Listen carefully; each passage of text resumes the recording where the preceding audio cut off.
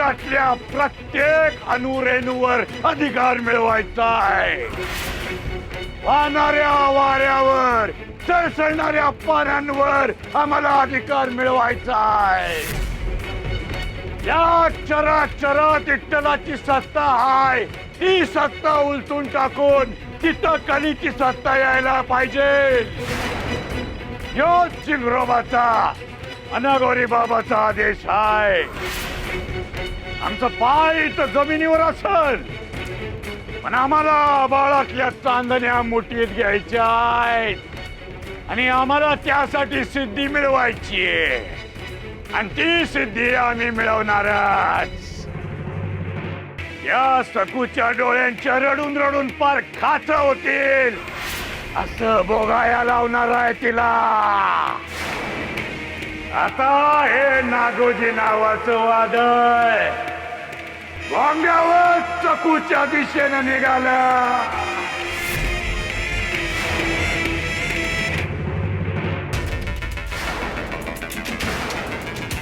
नाही नाही, सकू अशी भयंकर कृत्य करणारच नाही। मला सकूचं म्हणणं पटलंय की हुबेहूब तिच्यासारखी दिसणारी दुसरी सकू आहे आणि तीच हे सगळं करते। अरे सकूचा स्वभाव किती प्रेमळ आणि हे सगळ्यांना माहिती आहे। परक्या लोकांसाठी सुद्धा वेळेप्रसंगी जीवावर उदार व्हायला ती मागे पुढे बघत नाही। मग सकू असं कसं वागेल? होम कसा विझवेल ती?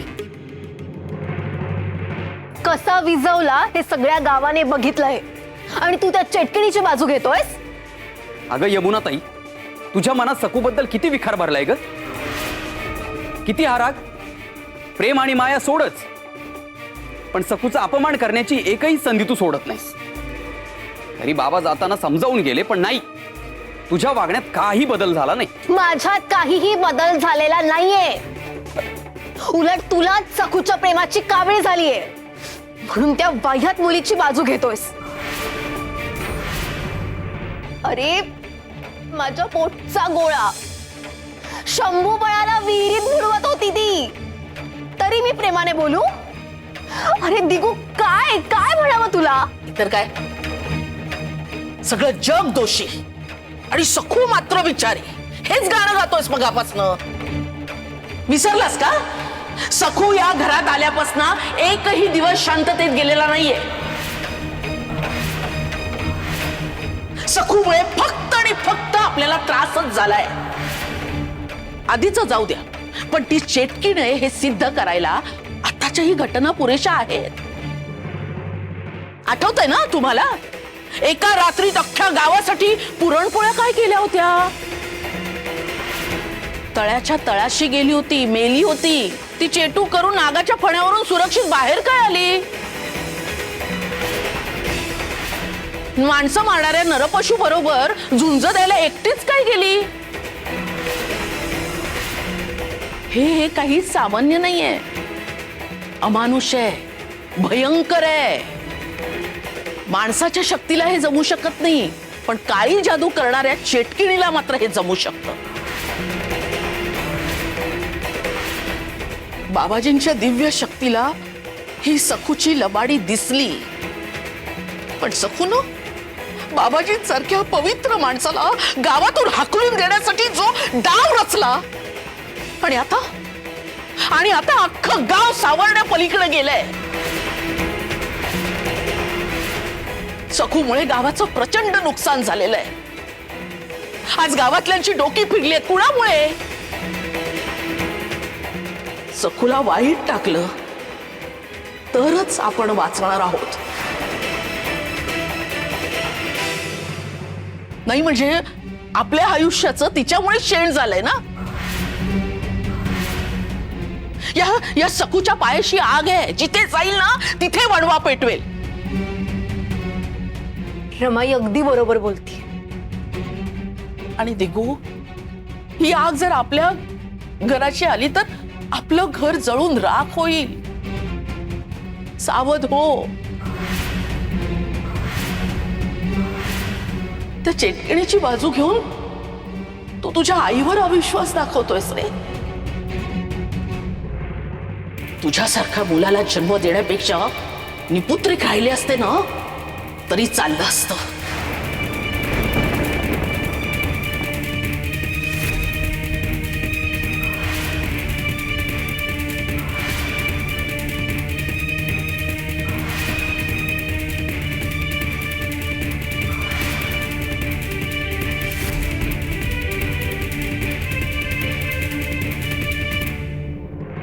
बाई बघितलीत ही तरा बघितलीत?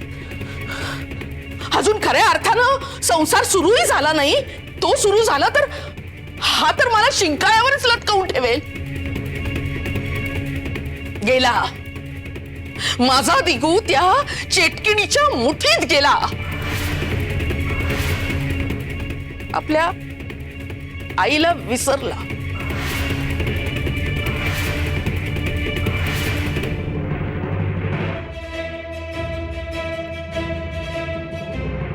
माझ्याकडे बघ.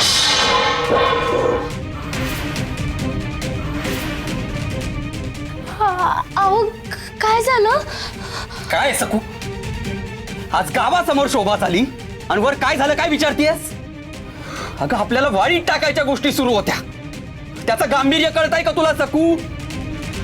इतकं बजावूनही बाहेर पडलीस आणि नाही अहो, मी खरं सांगते, मी बाहेर गेले नव्हते.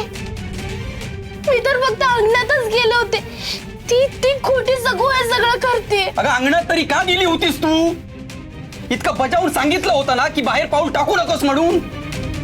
इथे मी तुझ्यासाठी जीवाचं रान करतोय, सगळ्यांची बोलणी ऐकून घेतोय, पण शेवटी मीच मूर्ख ठरतो, मीच तोंडावर पडतो. आज तू बाहेर पाऊल ठेवलं नसतंस तर यमुना ताईला संशय निर्माण करता आला नसता ना. अगं कुणाला उत्तर देऊ मी सखू? रमाईला, काका काकूला की अख्ख्या गावाला? माझ्या सहनशक्तीचा अगदी कडेलोट झालाय सखू. संपला माझा संयम. मी नाही वाचू शकत आता तुला. तू तुझ्या माहेरी जा. तिथे कोणी असो नसो, पण आता तू तुझ्या माहेरी जा. म्हणजे तूही सुटशील आणि मीही सुटेल. चल निघ इथून, चल. अहो थांबा ना, असं नका हो करू. मला या घरातून नका काढू. अहो हेच माझं घर आहे. आता जे व्हायचं ते इथेच होऊ द्या.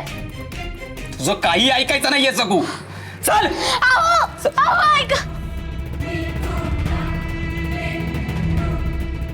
चल अजिबात थांबू नको. ऐका ना. चल. अहो ऐका तरी. जा इथून. अहो ऐका ना माझं. अहो माझ्यावर विश्वास ठेवा ना. मी खरंच तुमचे शब्द नाही मोडलाय. खरंच माझं ऐकून तरी घ्या. नाही सकू, तू अजिबात या घरात राहू नकोस. तू आपली तुझ्या माहेरी निघून जा.